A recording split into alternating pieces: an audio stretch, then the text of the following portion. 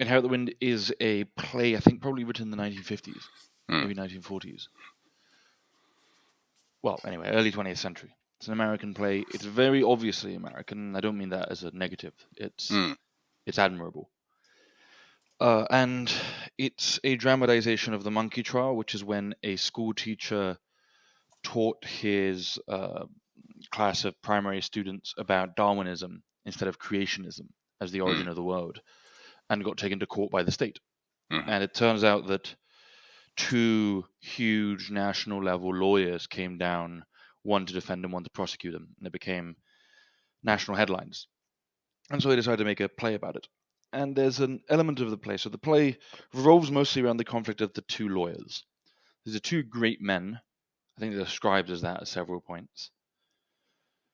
And one of them, there's some political grandstanding happening place. One of them wants to run for president again. The other one kind of wants to shoot the other guy down.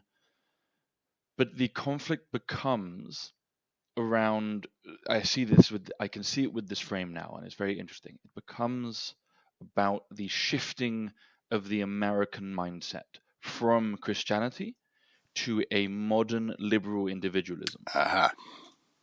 It's very interesting seen in that lens, because it's also it's funny how time and context changes the way you read these things, because I read this as a boy, and you agree with the agnostic, the guy who's actually not necessarily anti-Christian, but he acknowledges that its time has passed.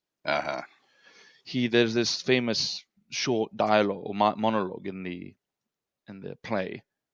Well, I don't know if it's famous, but the people clip it on YouTube, and it stands out in my mind, where he describes that sometimes he thinks fate is a man behind the counter who gives and takes. So, ma'am, you may have the vote, but you lose the right to hide behind your petticoat. Man, you may fly. Sorry, go ahead. Wait, on that note, could you explain that that quote? Sure. So he tells a jurywoman, you have achieved the right to vote, but you have lost the ability or the right to hide behind your lack of responsibility. Yeah, that's an interesting thought. And he tells someone, yes, you may have the telephone, but you will lose the charm of distance. Oh, we definitely have done that. Yeah. You may have the airplane, but the birds will lose their majesty and the clouds will smell of gasoline. Yeah. And he lays out, it says, the beautiful poetry, the Bible is a book, it is a good book, and it has got us this far, and it has brought us to the top of this hill.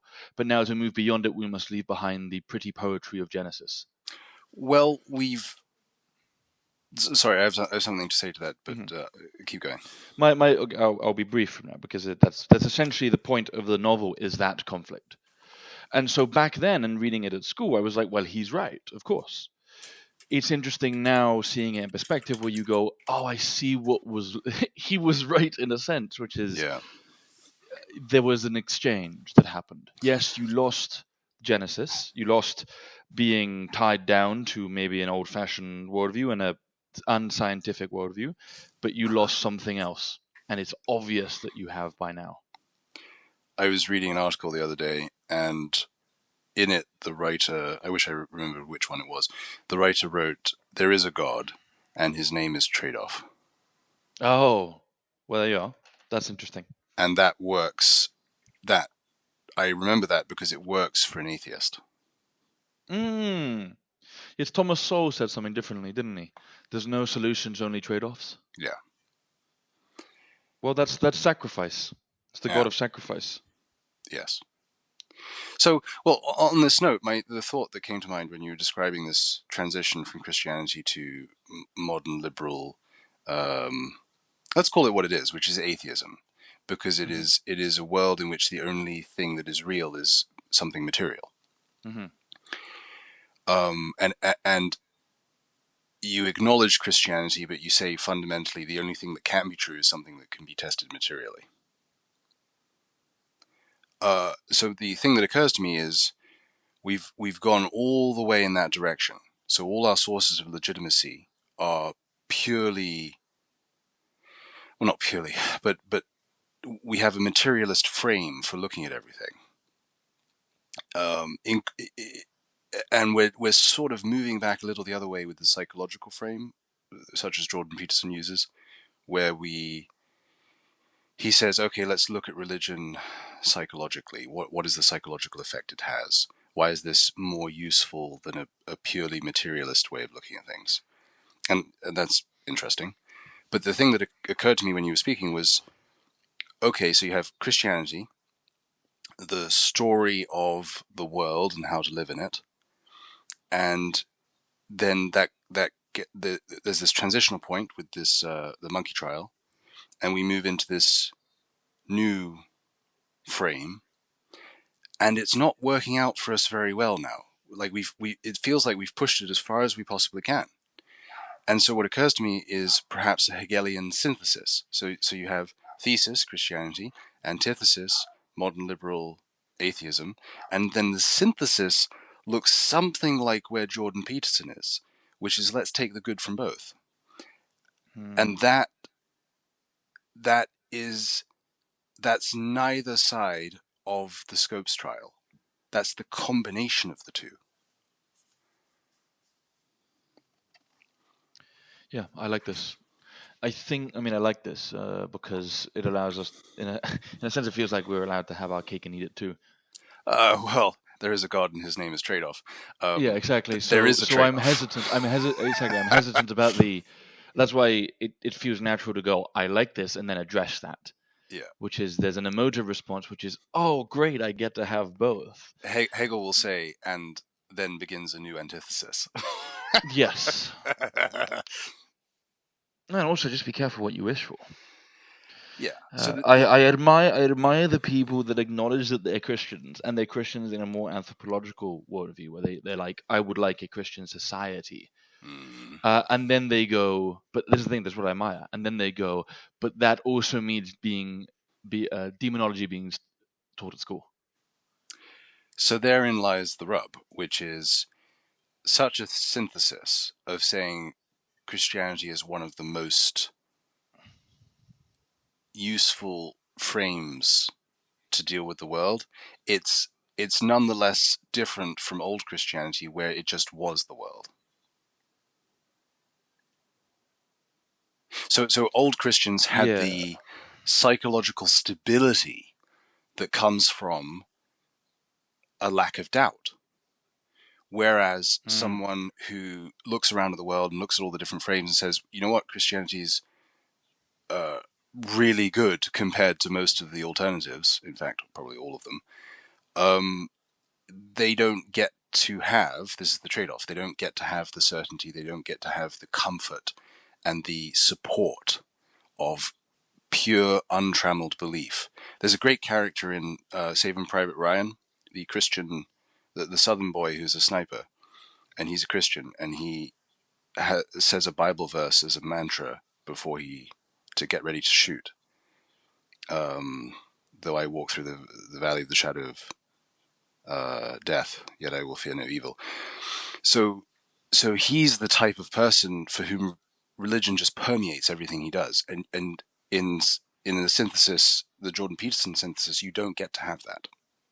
That's the trade-off. I wonder if you get to have. I wonder if the synthesis is that you create an environment where the perpetual conflict between both extremes is actually integrated. So you have, I think of Israel in a sense, where it has ultra-Orthodox Jewish sects and atheist liberal belief systems, and they see it's acknowledged that there is actually pretty intense conflict between these two sides, sometimes physical and violent. In Israel, there's a special case because there's a superordinate frame, which is that they're all Jewish. Sure. No, this is what I'm wondering. Is I wonder if there's a synthesis that could emerge, which goes, you're all this, because there's a way of viewing political systems and history where the ones that best integrate conflict perpetual conflict are the ones that grow the most. Yes. So Rome is the example that comes to mind of this. Definitely. By integrating the class conflict of a plebeian and a patrician, that perpetual conflict allowed for growth, unlike any neighboring state. Yes. No, I agree with that. And certainly the people who are the most interesting have that conflict going on within their heads all the time. So, okay, so here's another frame that I've used, which is religion is what you believe right now, what you think is true, what you think is most important. And so it's no use saying what religion would we have in the future. You can also just say, what are we right now? And what we are right now are people in a materialist frame who nonetheless recognize that that frame cannot produce societies that want to live. And so we're drawn to Jordan Peterson and similar, Jonathan Pajot, John Vervaeke, people who are looking at this problem. So that problem is drawing our attention, and that's what we are right now, is people stuck in the middle of that conflict between our intellect and the way of life that is required for humans to keep going. Those two are in conflict, and we know it.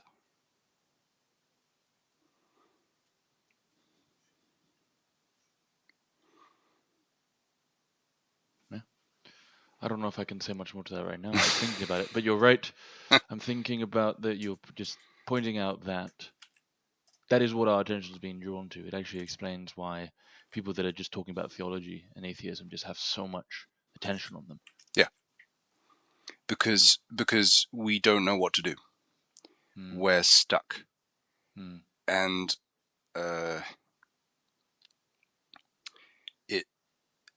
there's nothing more important at the moment than that conflict. Well, I'm going to do something about it. I mean, and I do mean it in little ways. Like the pilgrimage idea is something I'm going to. Yeah, I like that. I'm going to follow through on that. Sorry, I should have replied. That's right. I am happy to do that because in a sense I'm accepting what I am, which is a materialist who understands that materialism is not enough. And the intellect is one thing, but ritual and behavior is another.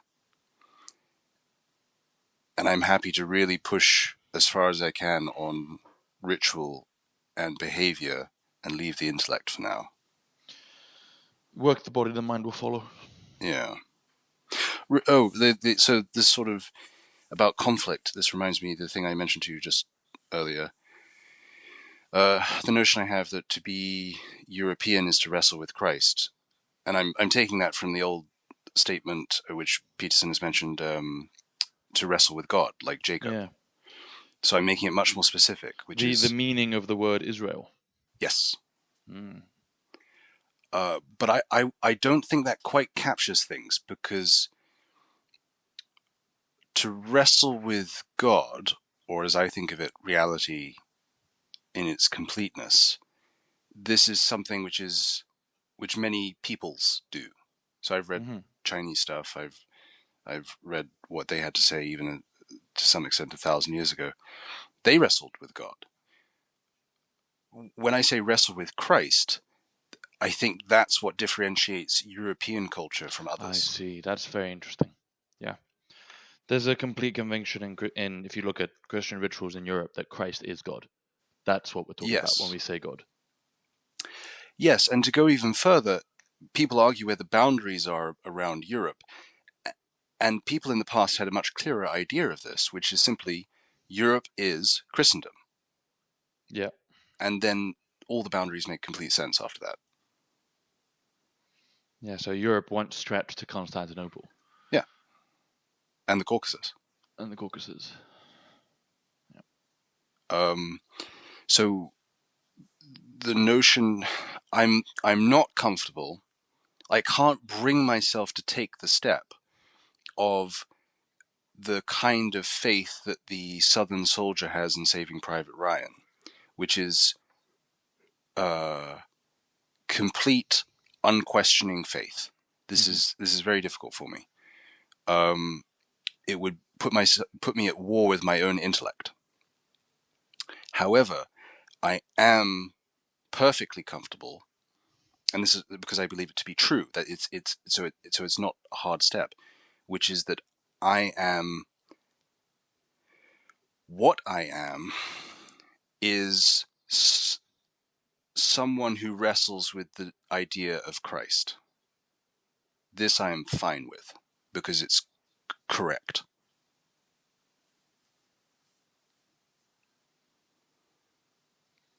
Well, that's definitely,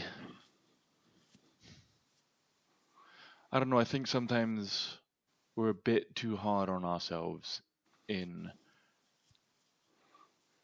portraying ourselves as that fundamentally different from our ancestors, our Christian ancestors. They had a lot of arguments. Oh yeah, and they wrestled with this a lot. Yes.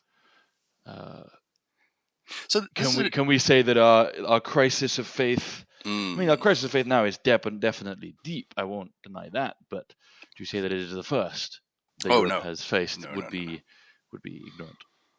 So my point being is like this feels perfectly natural. Like for us in a wider lens, it's like, oh, we're Christians and we're dealing with this. Oh, of course. Like, of course. Yeah. What would they do otherwise? That's true. Hope core. Yeah, and there's a positive, which is the endless questioning can be productive in an intellectual sense, whereas other frameworks, Buddhism, Islam, I wouldn't say this quite about Hinduism. Hinduism has some interesting stuff. Those, by being more settled, by being less, by having fewer absurdities embedded, they permit you to just relax and stop. Christianity or its variants force you to keep thinking, which is interesting. That is interesting. And in a sense, it's actually a sign of our inheritance from the classical world. That is the Socratic method, integrated into our belief system. Yeah, that's an interesting thought.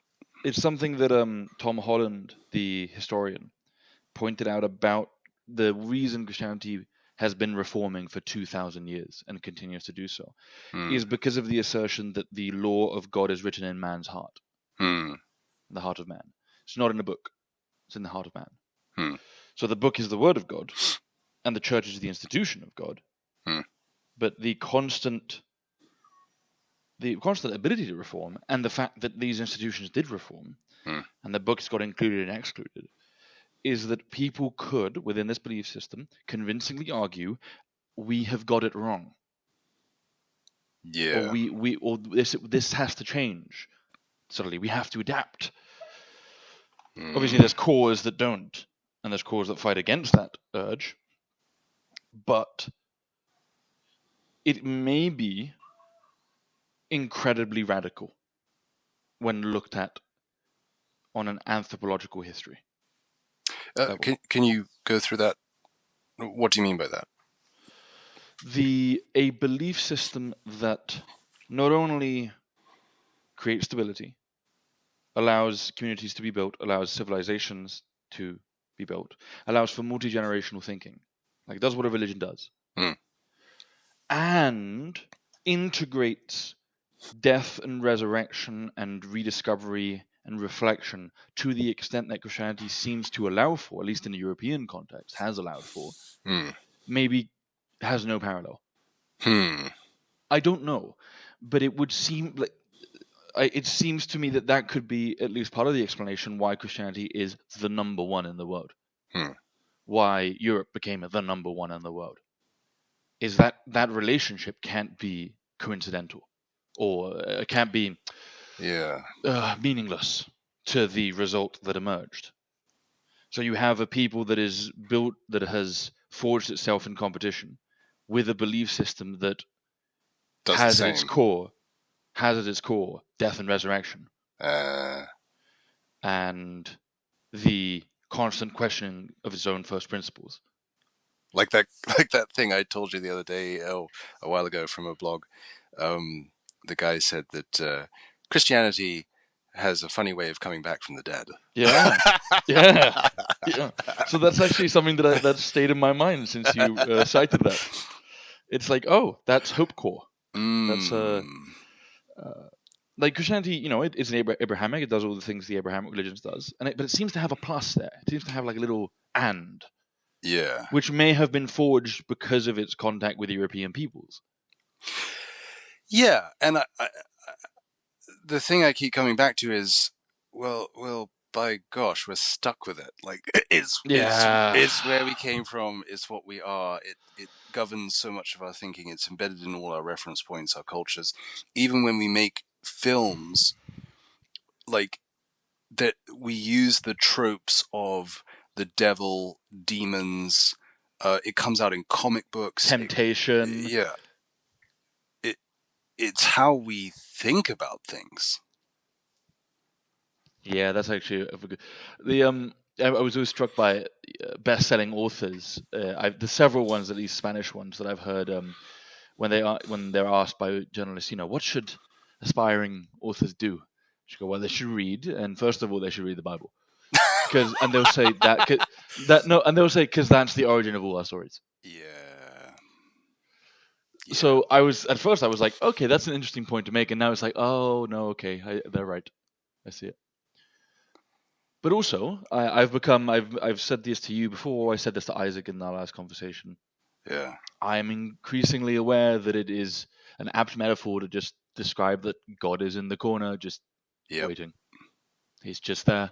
Yep. Like you look up to your top left. Oh, there's the Christ on the cross.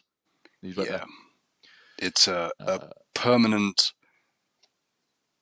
It's a permanent piece of our symbolic architecture. On a side note, recently there's a new film coming out called 28 Years Later.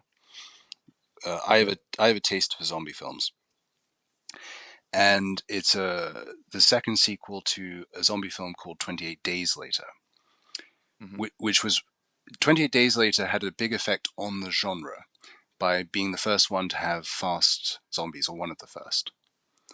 It was made on shoestring budget in Britain, and British films can be very different from American ones because they don't necessarily have to have hope. It's a visible difference, and there's a key scene in the film which everyone remembers, which I've never seen done in another zombie film. The main character wakes up. He's been in a coma. He's in a hospital. He's wandering around a deserted London, which is quite an arresting piece of cinematography. And he goes into a church, and there's a whole bunch of people in the pews, and he calls out, and then a couple of them wake up. They're zombies, and they look at him, and you know that there's something wrong. He doesn't yet, and so he's up on a higher level, and a door opens, and a priest comes out, and he calls to him, Father, what's going on? And the priest is a zombie and comes to him. Oh man, it's a brutal scene. It's never been done anywhere else. Everyone remembers it because that's the first encounter you have with zombies in the film. That's horrific. It is, but here's the point. It's symbolically, it's a representation of where a lot of us are. Yeah. I've had that experience, especially specifically with English churches. Yeah. But I've also had it with Spanish churches, I want to die, or Scottish churches. But notice that could only have been done in a British film, not an American zombie film. Yeah, they wouldn't have done that, would they? and so everyone remembers that scene. I remembered it for 20 years, and I recently went back and was thinking about 8 days later. It has some negatives as a film, but it has bits like that which are artistically unusual. Oh, there's one little more detail there. I think the priest is still like not a zombie. Okay. And so I forget, don't quote me on this, but he gestures and he seems to say, "Get away." Oh. So that's an even more brutal symbolic layer. Yeah, to bring that example to life. I remember when I was abroad in France, and I was like rediscovering Christian rituals and trying to put myself in that, the work the body, the mind will follow. Working my body. So, and I was like, okay, let's see if I can find a church I can go to. And I looked up local churches, and there was an Anglican one. And I was like, oh, okay, that's interesting. And I remember going to it, and I stood outside for a bit, and I looked inside, and I saw that the youngest person there was probably 65. And I did not go in. I sat outside for about 30 minutes and watched people leave and go in and talk to the priest, and I just could not bring myself to put myself in that environment. Now I've gone to churches since and before, and something I always look out for. Are there people here younger than, say, 30, 40? Yeah. Because if there are, okay, there's at least a chance of life. If not, it's a zombie church. Otherwise, it's zombified. Yeah. And it's an apt analogy if you think about people as not being individuals, but being a group that reproduces itself. An organism. Yeah, because then that's another way of putting it. The zombie is something that's dead, but it can keep moving for a while. Yeah, it's a headless chicken. Yeah. I like that. I think the zombie symbol is one of the most interesting of our time, and it's also so interesting to me that it didn't exist until recently. The word zombie has been around for a while, but you can actually trace its emergence as an artistic symbol over the last 60 years. Okay. Because originally a zombie was merely a sort of subversion of a vampire. Okay. It was elegant and hidden. It was decaying and... Yeah, I can't remember when the gorish. Two split. I think the original vampire was certainly more of a decayed thing, and it's only recently that it got done up to be elegant. Okay, that's fair. I have seen depictions of vampires, especially in Norse and Nordic interpretations, or even modern interpretations like Skyrim, which is Nordic inspired, has vampires, and they hide as humans, but their true forms are horrific. Shriveled, demon-like. Exactly. So the modern vampire who's really sort of polished and elegant and upper class and doesn't change to something horrific, that's also new. So it's like you had this original archetype which is split into two separate archetypes because they emphasize different things. And the actual zombie symbol that we use is actually only from the 60s, 70s. The Night of the Living Dead. But then it also got revamped in the early 2000s with 28 Days Later and Day of the Dead, where you had fast zombies. And so that the archetype actually changed to represent the changed conditions of our time. Yeah, because am I right in thinking that the original zombie was Frankenstein? No. Although he's definitely... Visually, that's where a lot of the... I know a lot of homages go back to Frankenstein. The screws in the head and the sewn head, but that's a revivified, and it's obviously reading Frankenstein. It's not about consumption and No, whatever. I think I once tried to trace this. I think can't remember. I think the original aspect of a zombie was that they were dead but revivified as a servant. Interesting. Interesting. But the consumptive component, I think that comes from the fact that the dead bodies can infect you. They can kill you if you leave them around. So the symbol that's in our heads is dead people can kill you. Okay. And it's infectious. Yeah. So that's why the archetype exists. But this refining of the archetype into vampire and Frankenstein and zombie, that's much more recent. Okay. Yeah, I think the Egyptians had this concept of an undead servant. Yeah. Like a bandage, like a mummy, you imagine a mummy, but an actual servant that is eternal.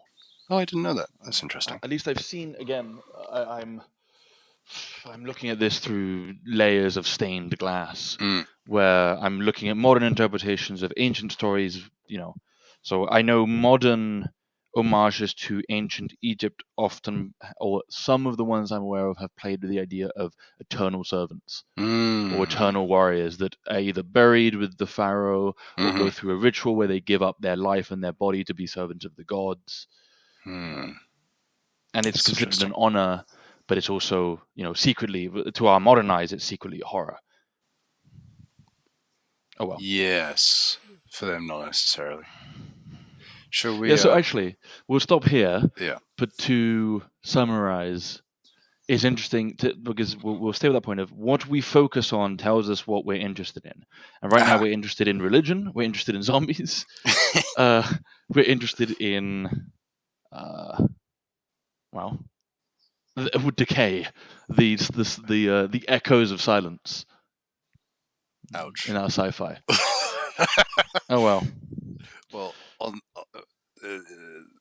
we can leave it there for now. Nice to talk to you, StJohn. Yeah. Thanks.